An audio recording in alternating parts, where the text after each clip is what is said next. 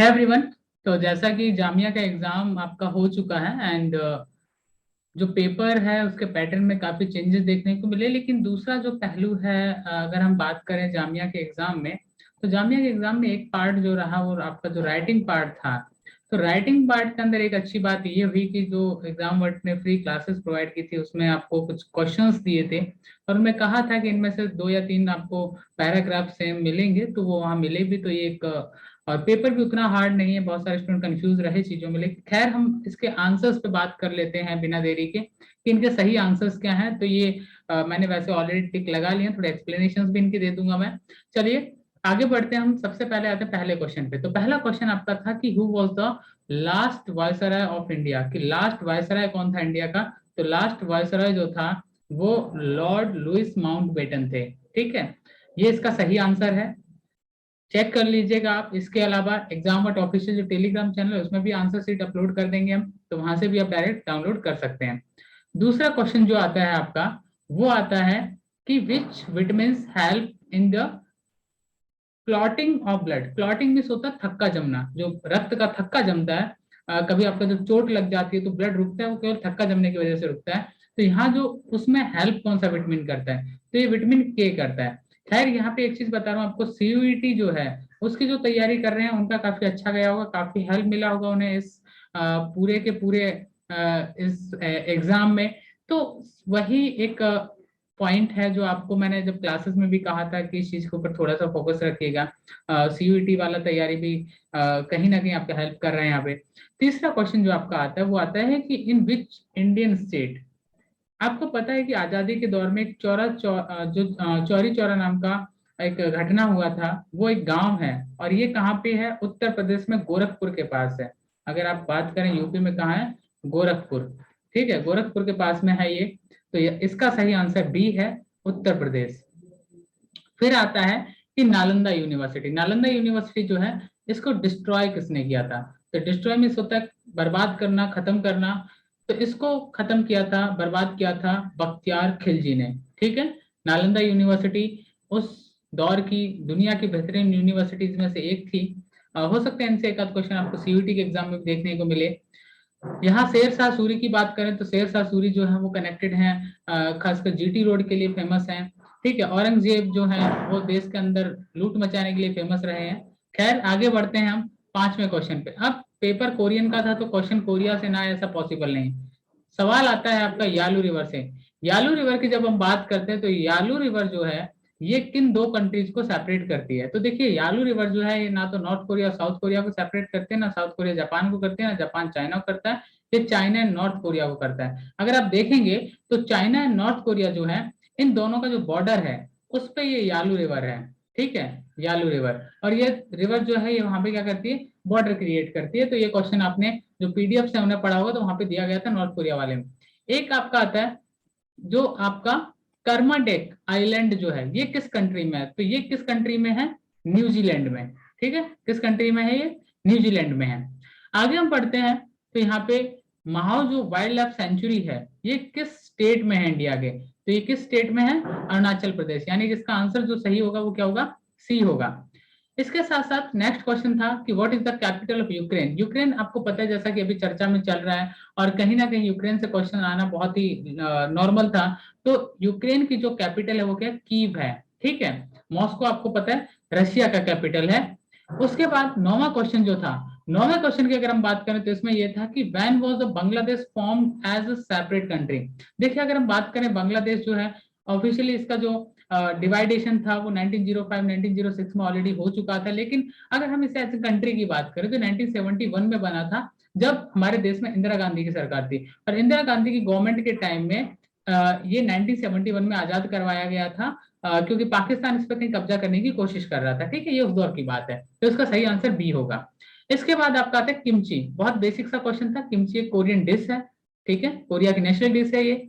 इसके बाद हमारा जो अगला आता है कि which language is got its place in new education policy 2020 of India. यहाँ पे देखिए अब जो कोरियन है, वैसे रशियन भी है इसमें, लेकिन कोरियन को हम यहाँ पे प्रायर मानेंगे क्योंकि कोरियन जो लैंग्वेज है वो भी इसका पार्ट थी। ठीक है, तो यहाँ पे हम सही आंसर कोरियन मानेंगे। बाकी जामिया का ऑफिशियल जब आंसर किया आएगा तो हो सकता है कि इस रशियन और कोरियन में से किसको कंसीडर करते हैं, बट मेरे अकॉर्डिंग कोरियन है, जो कि बिल्कुल सही आंसर है। उसके बाद 12वां क्वेश्चन जो है वो ये है कि who is the new elected president of south Korea. हम लोग बात कर रहे थे, क्लासेस कर रहे तो हमने बात की थी कि यहाँ से क्वेश्चन आएगा, तो योन सियोक ट्योल जो है ये नए प्रेसिडेंट चुने गए हैं साउथ कोरिया के। एक क्वेश्चन आता है आपका जीजू, तो ये जीजू क्या है, ये एक आइलैंड है। ठीक है, क्या है, आइलैंड है। इसका आंसर क्या होगा, ए होगा। 14 क्वेश्चन है कि choose the word which is different from others. ये किससे अलग है, यहाँ पे देखिए आपके सामने एक नाम आता है डियर। डियर हिरण होता है, हिप्पोपोटामस होता है, ये भी एक जीव होता है, राइनोसोर्स भी जीव होता है। लेकिन यूनिकॉर्न एक नया टर्म है, खासकर उन कंपनीज के लिए जिनका मार्केट वैल्यू 750 सीआर होता है। फॉर एग्जाम्पल अभी चाहे हम फिजिक्स वाला की बात करें, उसे जो फंडिंग मिला तो वो इंडिया का 101st यूनिकॉर्न बना था। ठीक है, तो यूनिकॉर्न समझ गए आप क्या होता है। तो यूनिकॉर्न इसमें सबसे डिफरेंट था, क्योंकि इसमें जो तीनों नाम है, डियर, हिप्पोपोटामस, राइनोसोर्स, ये तीनों के तीनों जीव हैं। ठीक है, इसके बाद what is the name of designer of the national flag of India. Bharat का जो हमारा झंडा है उसका डिजाइन, उसके जो डिजाइनर हैं वो कौन थे, तो उसके जो डिजाइनर थे वो पिंगली वेंकैया थे। ठीक है, बहुत बेसिक सा क्वेश्चन था, आप सबका शायद सही होगा, तो इसका आंसर बी होगा। Name of the biggest continent of the world. अब ये बहुत ही बेसिक सा, आप थर्ड फोर्थ में पढ़ लेते हो कि एशिया जो है वो वर्ल्ड का सबसे बड़ा कॉन्टिनेंट है। ठीक है, आप ऑस्ट्रेलिया की बात करें तो ये सबसे छोटा है, स्मॉलेस्ट। अगर मैं सबसे छोटे की बात करूं तो वो कौन सा है, स्मॉलेस्ट है। ठीक है, कौन सा, ऑस्ट्रेलिया। इसके बाद अगला जो आता है आपका, वो आता है कि विच कलर सिंबलाइजेस पीस। शांति का जो प्रतीक है वो कौन सा कलर होता है, तो शांति का प्रतीक होता है माय डियर व्हाइट। आप जब हमारे देश का जब झंडा देखते हो तो उसमें बीच में व्हाइट कलर जब दिया गया, वहां पे लिखा होता है कि ये शांति और सद्भाव का प्रतीक है। 18th नंबर क्वेश्चन जो है इसमें आता है आपका कि name of the largest planet of solar system. हमारे सोलर सिस्टम का जो सबसे बड़ा प्लेनेट है वो कौन सा है, जुपिटर है। ठीक है, तो इसका आंसर क्या होगा, सही आपका सी होगा, मैच कर लीजिए। इसके बाद आता है हमारा 19th क्वेश्चन, वो आता है कि बांदीपुर नेशनल पार्क जो है वो किस स्टेट में है। तो बांदीपुर नेशनल पार्क जो है ये कर्नाटका में लोकेटेड है, तो इसका सही आंसर क्या होगा, बी होगा। एक क्वेश्चन आता है कि name of the game that is associated with China cup. तो चाइना कप का आंसर नन ऑफ दीज होगा, क्योंकि जो चाइना कप है वो किससे कनेक्टेड है, फुटबॉल से कनेक्टेड है। ठीक है, इसका सही आंसर क्या, फुटबॉल है, जो कि आपको इस ऑप्शंस में नहीं दिया गया, तो आप नन ऑफ दीज पे आपको टिक करना था। 21 क्वेश्चन है, ये कहता है कि the founder of Maurya empire was. तो मौर्य एम्पायर का जो फाउंडर था वो था आपका चंद्रगुप्त मौर्य। ठीक है, चंद्रगुप्त मौर्य जो है इनकी अगर हम बात करें तो यहाँ से क्वेश्चन आपको सीयूईटी में देखने को मिल सकता है, क्योंकि पहले इन्होंने जो मगध एम्पायर था, मगध एम्पायर को इन्होंने क्या किया था, खत्म करके धनानंद को हटा के, उसके बाद जो चाणक्य थे, चाणक्य जो थे उनको हटा के उनका हेल्प लेके इन्होंने मौर्य एम्पायर का स्टैब्लिशमेंट किया था। तो मगध को इन्होंने रिप्लेस किया था और मौर्य एम्पायर को स्टैब्लिश किया था। ठीक है, इसके बाद अगला जो क्वेश्चन आता है, find the odd one out. इसमें से आपको और चुनना था। देखिए यहाँ पे आपके सामने चार ऑप्शन है। पहला ऑप्शन पोएट है, पोएट भी क्या काम करता है, राइटिंग का काम करता है। ठीक है, नॉवेलिस्ट क्या होता है, ये भी लिखने का काम करता है। क्रिटिक क्या होता है, ये विश्लेषण, जो विश्लेषण करते हैं ये भी क्या करते हैं, लिखने का काम करते हैं। ठीक है, ये भी राइटिंग करते हैं। लेकिन ड्रामाटिस्ट जो होता है वो लिखने का काम नहीं करता है। ठीक है, तो इसका सही आंसर क्या होगा, डी होगा। ठीक है, अगला क्वेश्चन जो है सेंटियागो। तो सेंटियागो जो है वो किसका कैपिटल है, चिली का है। ओके, तो इसका सही आंसर क्या होगा, ए होगा। एक आपका आता है माचू पिच्चू। तो ये जो माचू पिच्चू है ये क्या है, ये एक्चुअली पेरू के अंदर एक सेंचुरी है। ठीक है, पेरू जो है कंट्री, उसके अंदर एक सेंचुरी है ये, तो इसका सही आंसर कहाँ है, पेरू। 25th नंबर जो क्वेश्चन है, इसके अंदर क्वेश्चन आया कि what is the capital of Republic of Korea, north Korea, sorry north Korea का जो कैपिटल है प्योंगयांग है। आपको बता दो सियोल जो है ये किसका कैपिटल है, साउथ कोरिया का है। और इधर टोक्यो जो है वो किसका कैपिटल है, जापान का है। ओके, आगे बढ़ते हैं हम 26 नंबर क्वेश्चन पे। 26 नंबर क्वेश्चन में आया कि which country will host G20 summit in 2023। तो G20 समिट जो 2023 में होस्ट करेगा वो इंडिया होस्ट करने वाला है। ठीक है, अगर मैं बात करूं जो हमारी लास्ट समिट हुई थी वो 2021 के अंदर जो समिट हुआ था वो कहाँ हुआ था, इटली में हुआ था। इटली की कैपिटल क्या है, रोम है। ठीक है, वहां पे हुआ था G20 का समिट और इंडिया G20 का मेंबर है। अगला है name of Korean script is called. Korean script जो है ये 1443 में किंग सेजोंग ने बनाया था। ठीक है, किंग सेजोंग। किंग सेजोंग ने 1443 में बनाया था और इसका जो नाम है वो है हंगुल। गॉट इट, ये कोरियन स्क्रिप्ट है हंगुल। अगला क्वेश्चन है 28, the purpose of any research is. अब देखिए, किसी भी रिसर्च का क्या पर्पज होता है? फाइंड द सॉल्यूशन भी होता है, आइडेंटिफाई प्रॉब्लम भी होता है, फाइंड द कंक्लूजन भी होता है। तो इसलिए इसका सही आंसर क्या होगा? नन ऑफ दीज होगा, क्योंकि ये तीनों चीजें ही एक रिसर्च के अंदर इंक्लूड होती हैं। ठीक है, ये सारी की सारी चीजें रिसर्च में शामिल होती है, इसलिए इसका सही आंसर क्या होगा? नन ऑफ दीज होगा। अगला आता है आपका हर्मिटेज म्यूजियम है, ये कहाँ है? हर्मिटेज म्यूजियम की अगर मैं बात करूं आपसे, तो हर्मिटेज म्यूजियम जो है ये कहाँ पे है? रशिया की एक सिटी है सेंट पीटर्सबर्ग। सेंट पीटर्सबर्ग जो पीटर द ग्रेट ने इसे जो एस्टेब्लिश किया था, इसका जो एस्टेब्लिशमेंट किया था इस सिटी का, वो किसने किया था? Peter the great. ठीक है, ये क्वेश्चन कभी हो सकता है सीयूईटी में पूछ ले। पीटर द ग्रेट जो है उसने इसे एस्टेब्लिश किया था, वहां पे ये लोकेटेड है। 30 नंबर क्वेश्चन जो है वो है the house made of ice is called. देखिए, आपने जियोग्राफी में पढ़ा होगा कि जो बर्फ के बने हुए घर होते हैं इनको क्या कहते हैं? इग्लू कहते हैं। क्या कहते हैं? इग्लू। ठीक है, जिनका आंसर बी है, ये एकदम परफेक्ट आंसर होगा।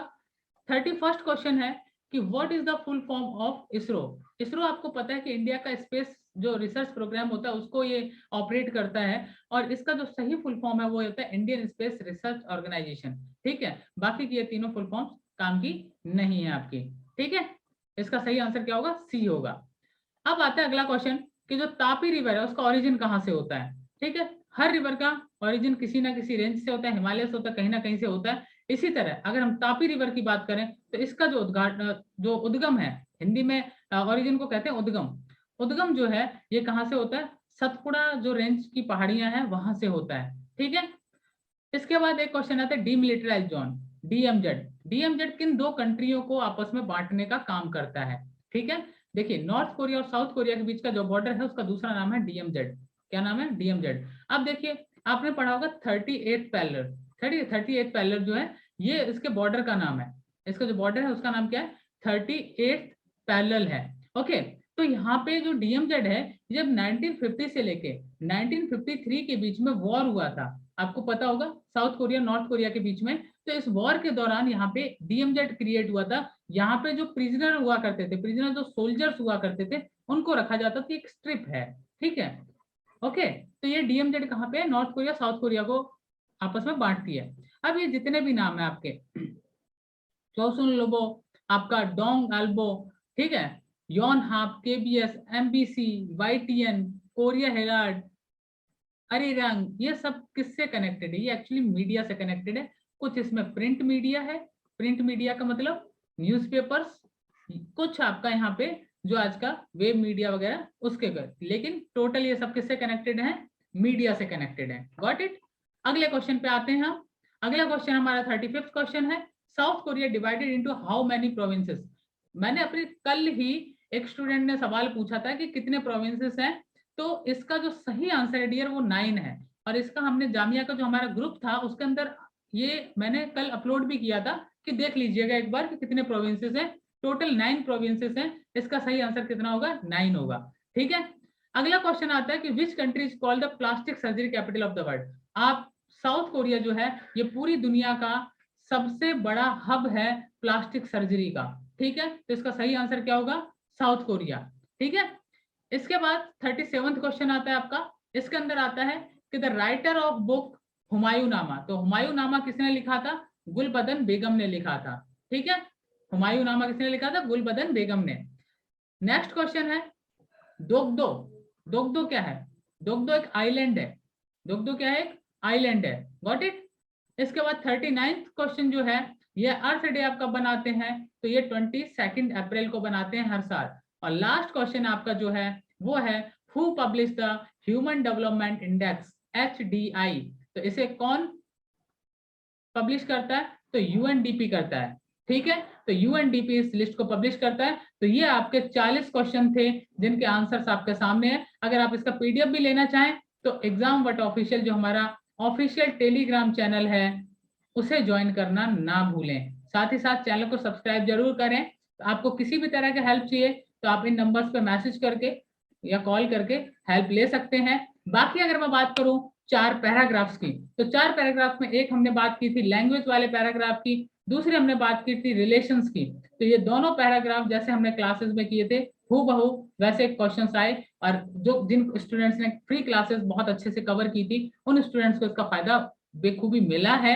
एंड आई होप कि जिन्होंने क्वेश्चंस बहुत अच्छे से कवर किए हैं, ये बहुत हार्ड पेपर नहीं था, काफी आसान पेपर रहा। बस ये है कि कोरियन के ऊपर ज्यादा ओरिएंटेड नहीं था, ये एक डिफिकल्टी कहीं ना कहीं उन्हें फेस करनी पड़ी। लेकिन पेपर को मैं मॉडरेट कहूंगा, और आप अपने आंसर चेक करके कमेंट सेक्शन में जरूर बताइएगा कि आपके कितने क्वेश्चन सही हुए कितने गलत। याद रखिए 0.25 नेगेटिव मार्किंग है, ठीक है, केवल सही को काउंट मत करिएगा। 0.25 यहाँ पे नेगेटिव होने वाला है, तो नेगेटिव भी काउंट करिए पॉजिटिव भी काउंट करिए, ताकि मुझे एक आइडिया लग सके कट ऑफ कहाँ तक जा सकता है, ताकि अगला वीडियो आपको जामिया की कट ऑफ पे मिल सके कोरियन के लिए। Thank you very much and wish you all the best. और खासकर उन स्टूडेंट के जिनके पेपर अच्छे नहीं हुए हैं, तैयारी करिए, सीयूईटी आपके सामने है, सीयूईटी के लिए तैयारी हुई है, हार मत मानिए। कहते हैं कि एक बॉल के बाद दूसरा बॉल फिर आता है, so you have like next step for CUET. So wish you all the best for your upcoming exams and thank you very much for joining us. And आपका कोई भी डाउट है प्लीज कमेंट करना मत भूलिएगा। Thank you very much.